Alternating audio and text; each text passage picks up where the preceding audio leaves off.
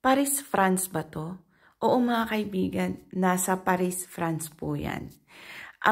Bale, hindi po yan sa sentro ng Paris, kundi nasa northern part ng Paris. Nasa Paris North po kami. Diyan po kami kumuha ng hotel dahil diyan po ay mas mura ang mga hotel compared sa sentro ng Paris. Kapag sa sentro ng Paris, napakamahal ng mga hotel. Naku, yung nakuha namin na 3 nights, na kulang-kulang 800 euros, may breakfast pa. Baka sa Paris, yun yung pinakapangit. Ang nakuha namin dito ay disenteng hotel na mga kaibigan. May breakfast pang kasama, only buffet. Yung kanilang breakfast, pwede na rin, masarap na rin. Sa mga next videos ko, ipapakita ko sa inyo kung ano yung klase ng breakfast nila at kung ano yung hotel na nakuha namin dito. Pero kung titignan nyo, sa Paris North, parang hindi lumalayo sa Pilipinas ang lugar.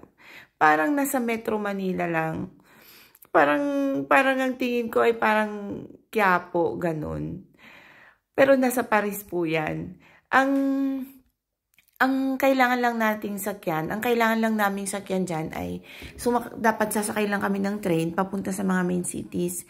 Hindi naman po matagal ang biyahe, napakabilis lang po. At saka maraming dumadaan ng mga train sa subway nila. Ang pamasahe po ay hindi rin kamahalan. Kailangan kumuha lang ng 24 hours. No, day ticket. Ang tawag po sa day ticket nila ay Mobilis. Sa mga next na video ko, ipapakita ko rin sa inyo kung ano yung Mobilis. Mura lang siya mga kaibigan. Parang yung zone 1 and 2 nila, parang mga more than 8 euros lang. Diyan, yan, tingnan ninyo ang kanilang mga restaurants, cafe, parang karinderya nila. Kasi ang Paris North pala, itong napuntahan namin, parang probinsya siya. Tapos, ang daming mga Africans, mga iba't ibang lahi na nakatira dyan.